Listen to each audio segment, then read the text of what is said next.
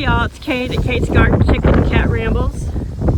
Sorry about the wind noise, but we are still dealing with the remnants of Hurricane Ian. Tell by our skies and the broken okra that we've been getting a lot of wind, and that's about a 2.5-inch stalk. A lot of rain. Right now we're having a bit of a break in the rain, so I thought I'd come out and take a look at things in the garden and check on my chickens. I've been out a couple times already today. Their Dunkin' Donuts tarp's holding up well. Paul has some industrial sewing equipment and thread, and so where I have this bit over here, he is going to sew a nice thick line across the top.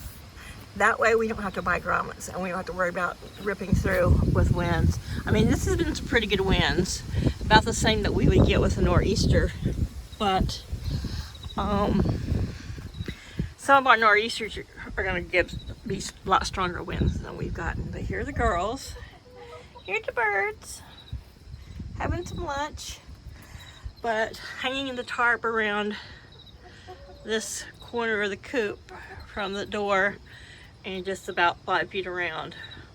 Every pole marks 5 feet. This is a 15-foot run.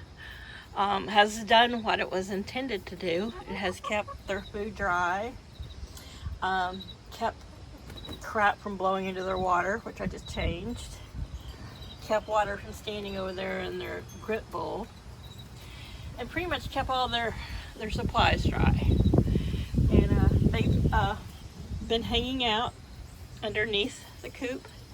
I think you can tell by the light color of the dust bath that it's staying really dry underneath there, which is great. They can get wind, they can get fresh air, and they can scratch around, which, once again, a lot of this that I had piled up and drug out from under there that I didn't get moved before the storm came. Well, the winds were already here and I couldn't really gather it up well. They have strung it around. It's like kids, we're gonna string our crap around our room. But the ground stayed dry. The first night, I guess Thursday night, Friday night, I came out and there were like the biggest slugs I had ever seen trying to crawl up the edge of the bowl. So I threw them out and put a ring of lime and some really coarse ground salt circle around their food bowl, and I haven't seen another slug try to come in. Which chickens can and do eat slugs, but slugs and earthworms both will hold a high level of parasites. They can get those two little gross ground creatures, which I don't really think worms are gross, but slugs are, can hold a higher parasite load. Hi, Luna. So, I mean, I always close this gate so they can't get out, but yesterday morning, maybe Friday morning actually, I didn't do its little latch, which is actually just made from steel zip ties. I'll show it here. And it hooks over that T-post. Oops. I know, I'm horrible filming. It hooks over there, top of that T-post. But, so we had to catch a couple of them, but we have found that if there's some inside, then the ones who get out do not go far. Paul and I just had to kind of follow them in circles around the corral because they really wanted to get back in. But you can sort of see by the trees here. Right now the wind's picking back up. We get these little lulls, but I think this lull is about over. The mums, the chickens stand there along the edge and they're like, Mom, why didn't you put them closer? How are we going to eat those leaves and flowers if you don't put it close enough? I'm like, hello, I don't want you to eat them. But let's take a look and see how the garden's been holding up. You can see this big stalk of okra here. I just noticed it this morning. I didn't notice it yesterday, but we have been getting more winds. And there's where it broke. And that's probably about 2.5 inches across. I mean, it is a big heavy stalk, but it's not as heavy and tall as some of these others. But the wind must have been just the right direction, the rain just heavy enough that it ripped it down. But our nights are getting cooler, so you can see where many of the leaves are turning black and they're starting to get little dark edges. I think you can see right there, there's a pod right there in the middle. There's still quite a few pods I've left on. I had ate a huge amount of okra last night, Paul and I did, but these are going to stay on and they can continue to grow and dry out and just get bigger and bigger. And then they'll crack open, and like I've said in a previous video, I'll harvest the seeds out of them. This one's pretty bent over. It didn't break, but the winds have obviously played havoc with it. I don't want it to break because it does have some pods on it. I do want to harvest okra seeds. This seed is not cheap. I mean, it's not super expensive, but it's not cheap. It's from Haas Tools. It's a quality, awesome quality okra. Like I said before, it's prolific, easy to grow, very tasty. And I'm gonna harvest my own seeds for next year. And as I said in a previous video, any friends, family, or subs who would like some okra seeds, just let me know and I'll send you 10 or 20 seeds this fall. Keep them in something airtight. They'll be dried out. Let's keep them in a jar or a little freezer baggie in the fridge, not the freezer, and then they'll be good to go come spring. So here's how the fall garden is doing. That's all broccoli. I'll do a little weed eating once it's not constantly raining. Green beans are doing all right. Something is still attempting to eat, like this one here. Eat their leaves. I don't know if it's a bunny or what it could be, but at least I'm gonna have some green beans. The lettuce is doing well, which I would think if it was a bunny, it would be eating the lettuce. I've thinned it out. There's 1, 2, 3 of the circles that were already burnt into the tart that have no lettuce growing in them. But I'm not gonna sweat it. Like I said, I can only eat so much lettuce at one time. So the kale, the tallest up there blowing, it's doing well. One of the kales, well, no, all 3 are there. There's some more kale here. Down here is where the basil was planted, and it doesn't germinate as fast, but I don't believe it's come. Let's see. Yeah, see, these with the little textured leaves, that's weed grass, like these right here. But that right there is basil. So I'm just gonna pull these little, I'll wait till they get about 1 inch, twice this height, which should be about 1 inch, and then I'll thin them out. Let's see. Right now they're so tiny, and as I've mentioned before, that when things are this small, if you get too much in a hurry to thinning things out, you will pull out the wrong things, or you will also disturb the roots and the little plants because they're so close together. Once they get a little bigger and they've got a good anchor of their own, then pulling things out that are really close to them, kind of like I'm doing here with the lettuce, is not going to dislodge them. But anyway, that's kind of where the fall garden is. I'm calling these my fall tomatoes. This is the one plant that I hadn't pulled out.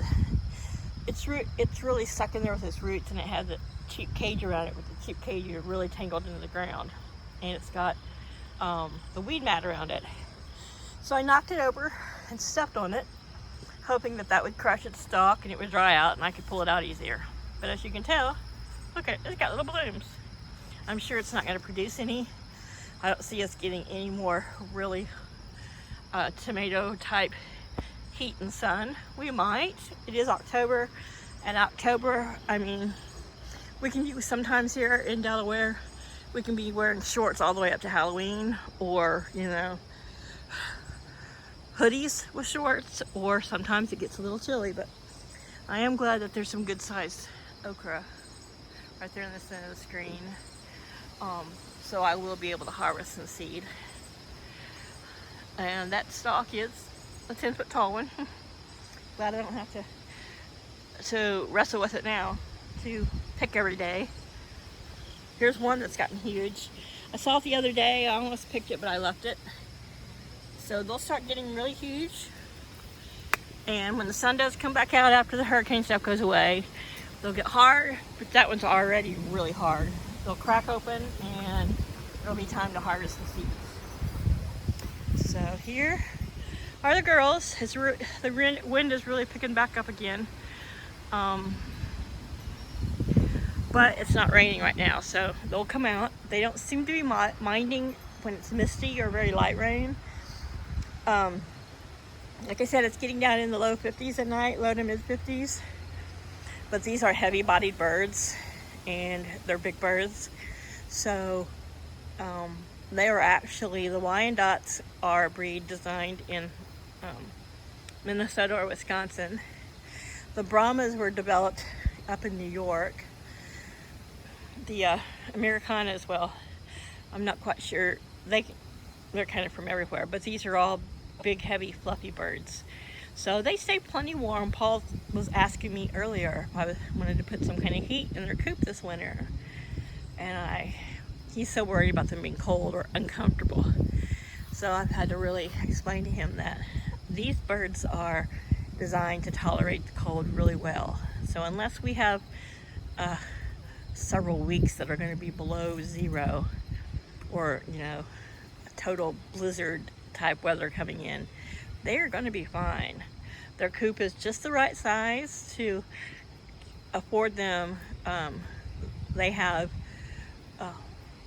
there's probably about 5 to 6 square feet each in there, plus they snuggle up. They all group together. They group together in the hot summer, but it's just the right size to give them space, but also to hold in their heat. So we're going to, like I said, Paul is going to put a nice thick sturdy hem across tarp. I'm going to leave the center area open this winter, except for probably the bottom half. I'm going to put some tarp around the top half. That will help give a windbreak.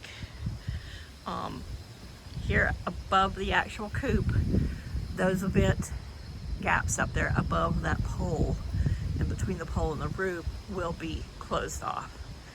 Right now it's where any kind of condensation and humidity can escape. But we're going to wrap this whole side, all the way from top to bottom, in a tarp. And of course this end also. This end is going to be wrapped, but I'm also going to devise it so if I want to roll it up on warmer days so they can get some nice sunshine in the coop, I can. But we're going to make it so they have no drafts come this winter. I'm going to, as I've said before, stuff these pallets here on the bottom on each end with straw, just for insulation. I mean, the pallets on the bottom and up top are going to be insulated with straw, but they have solid wooden sides, and then we're going to wrap it in tarp so they don't get any drafts. And so they're going to be happy as little fat chickens can be come winter. Chaos has been staying in his little, this is my step ladder that I covered, and I still can't, even in all this wind and rain, in the worst of it, he would not come in or get on any of the porches. He's not in there now. He's out exploring. I think he's sitting under the sailboat. But that's his little nighttime hub, and he's in there every night. He's got an old chair, an old outdoor chair with fleece bedding in it on the back porch that he can climb in and be out of the wind and the rain and snuggle down. He can also go on the front porch where he has his cat bed and a little cat cubby. And he's out of the wind and the rain. Much warmer, but he prefers to hang out here with the chickens. Yep, that's my crazy cat. But they're all doing quite well, tolerating this well. Yesterday morning, since Laddie had me up and out before the crack of dawn. I came and reset this post, and these 3 from the tree back here on this back side, I moved them in this way a little bit and reset them, which was much easier because of course the ground was wet. But this corral seems to be more than enough for them, and I don't think you can really see here. Right there in the center is a little worn down path, and you can see it kind of between the taller grass. And then they have a little trail, a little path all along that back side of the corral, fencing. And then a few little, if it was corn, you would be able to see the little trails really well, but they've got little trails through that taller grass, which I have stated before that I'm leaving, and they just eat the little dried tops off of it. But they're doing well. They seem to be not minding the weather. I mean, they don't come out in the rain. I think part of Laddie's crowing so early Saturday morning was they had been in the run, and it had been so dark and cloudy and raining Friday that maybe his little internal clock was kind of off. But they put themselves to bed kind of early, about a good hour and a half earlier than normal. They did it last night too, so it's probably why they're back out in the morning. I think regardless of actual when the sun's up and down, you know, they won't spend more than 10 to 12 hours in the coop if they don't have to. So I do have some more bells and mirrors and things that I will hang up in their coop to alleviate boredom this winter, which, as I said, we won't get snow or ice or much anything like that till after the first of the year. I mean, when we do have snow or ice in November or December, it's usually kind of a fluke. But I will try to make sure that I rearrange things and keep stuff in there for enrichment. Some little, some toys that you can hide food in, things to keep them from getting bored, because I certainly don't want them pecking each other's feathers out. But I'm still anxiously awaiting eggs. You hear that, ladies? We need some eggs. They're kind of just, you know, turning the deaf ear to me like teenagers rolling their eyes. Like, really? I am so sick of hearing that. But I'm going to go back in and have my lunch, and I can kind of starting to mist a little bit, so some rain's coming back out. And it's the remnants, the after effects of Ian. My heart and prayers are still going out to South Carolina, Florida, Georgia, North Carolina, all those places that were, you know, have been devastated in such horrific flooding and wind damage from big old Ian. And there is a storm out far in the Atlantic, and hopefully it won't, you know, add to the damage and the devastation we've already experienced. But Delaware's fine. We have some coastal flooding issues. I'm only about 5 to 7 miles from the beach. We have a big river that comes right off the beach, from the bay, that comes right into Delaware. I mean, right into Milton, the town I live in, and ends at one of our big ponds. So our downtown can tend to flood because any surge is going to come right up that river. It doesn't have very far to go. But so far I haven't heard of any major flooding. Paul went to the store today. I got to go to the store later because, of course, he doesn't say, hey, I'm going to the store, is there anything you need?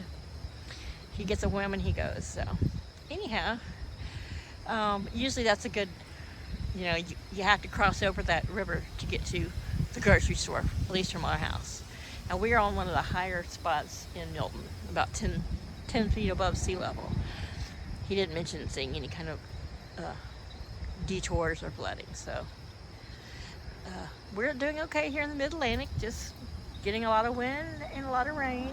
It's supposed to be quite windy and quite rainy all day today, and then I think by Tuesday the rain is supposed to really start tapering off. But hey, we needed it just like everywhere else in this country. We just, thank goodness we didn't, you know, it wasn't another Sandy for us, because she did a lot of devastation up here when she came through almost 10 years ago. But anyway, everybody have a great Sunday. Sorry about the wind if you can't hear me talking. It's just me rambling. I love you guys. Please like, subscribe, and share. Bye.